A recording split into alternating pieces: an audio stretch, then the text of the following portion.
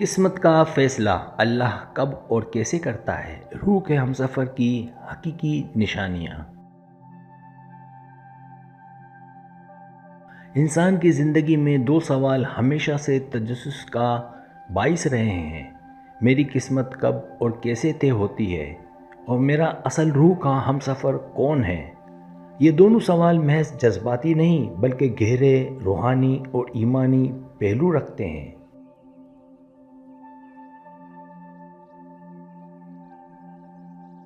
اسلامی عقیدہ یہ ہے کہ اللہ تعالیٰ نے کائنات کا ہر پہلو پہلے ہی اپنے علم کامل میں طے کر رکھا ہے۔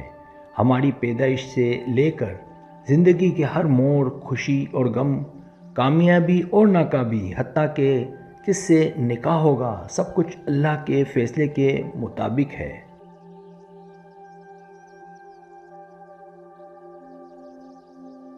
یہ فیصلے مختلف مراحل میں ظاہر ہوتے ہیں۔ ازل میں لوح محفوظ پر تحریر ہونا، ماں کے پیٹ میں فرشتے کا لکھنا، ہر سال لیلۃ القدر میں نئے فیصلے کا اترنا، اور روزانہ کے احکامات کا نافذ ہونا۔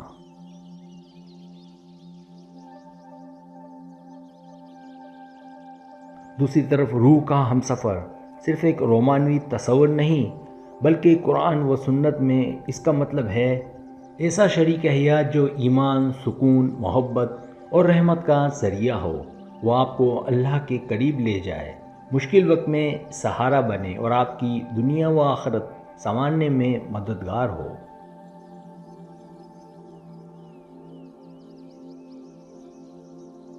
یہ موضوع صرف قسمت اور محبت کی بات نہیں کرتا بلکہ انسان اور رب کے تعلق، دنیا کی طاقت اور اللہ کے فیصلوں کی حکمت کو بھی آشکار کرتا ہے۔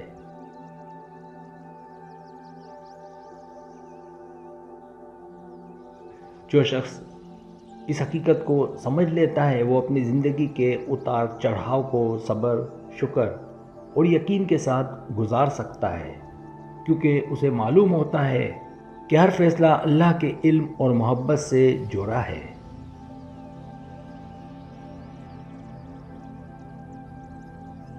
پہلی بات، تقدیر کی تعریف۔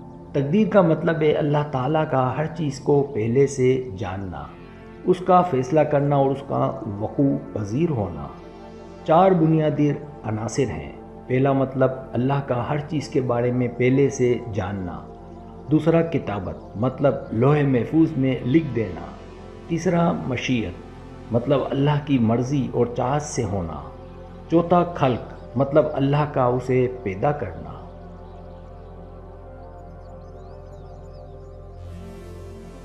تقدیر کے چار اوقات علماء کرام کے مطابق: پہلا، تقدیر ازلی، یہ قیامت تک کے ہر واقعے کا سب سے پہلا فیصلہ ہے۔ لوح محفوظ میں سب کچھ لکھا گیا۔ پہلا حوالہ، ہم نے ہر چیز کو ایک اندازے کے مطابق پیدا کیا۔ سورہ قمر آیت نمبر 49۔ دوسرا، تقدیر عمری، جب انسان ماں کے پیٹ میں 120 دن کا ہوتا ہے، چار فیصلے ہوتے ہیں: عمر، رزق، اعمال اور انجام۔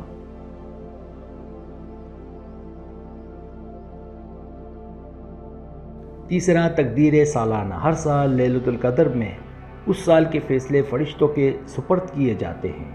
مثال جیسے کس کی شادی ہوگی، کس کا انتقال ہوگا، کس کو روزی ملے گی۔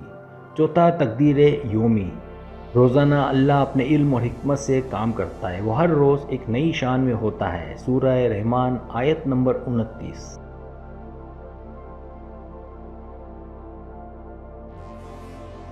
دعا اور تقدیر کا تعلق۔ تقدیر کی دو قسمیں ہیں۔ پہلی قسم قطعی یعنی مطلق، جو نہیں بدلتی، جیسے موت کا وقت۔ دوسری معلق، جو دعا، نیکی یا بدعملی سے بدل سکتی ہے۔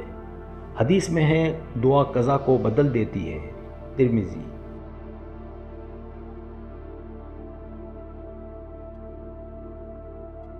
اللہ کب فیصلہ کرتا ہے کہ کس سے شادی ہوگی، اس کا ذکر تقدیر ازلی میں بھی ہے، لیکن عملی طور پر یہ فیصلہ اس وقت ظاہر ہوتا ہے جب اس کا وقت آتا ہے۔ انسان کے اختیار، دعاؤں، والدین کی رضا اور حالات بھی اس کے اسباب بنتے ہیں۔ مگر اصل فیصلہ اللہ کے علم اور حکمت میں ہوتا ہے۔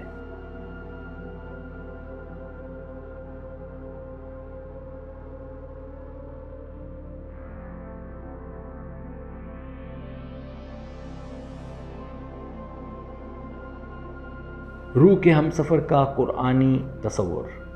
قرآن میں یہ لفظ نہیں لیکن اس کا مفہوم آیات میں ہے، اور اس نے تمہارے لیے تمہاری ہی جنس سے جوڑے پیدا کیے تاکہ تم ان کے پاس سکون پاؤ اور تمہارے درمیان محبت اور رحمت رکھی۔ سورہ روم آیت نمبر 21۔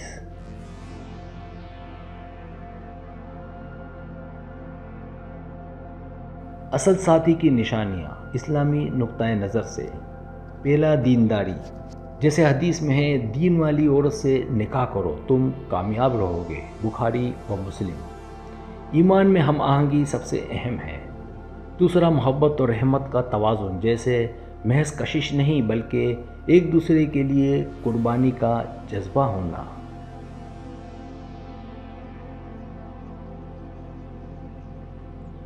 اصل ساتھی کی نشانیاں اسلامی نقطۂ نظر سے۔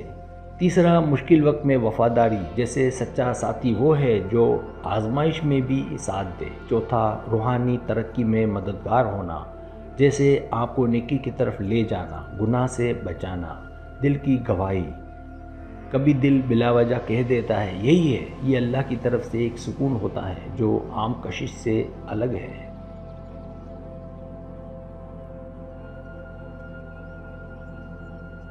روحانی پہلو۔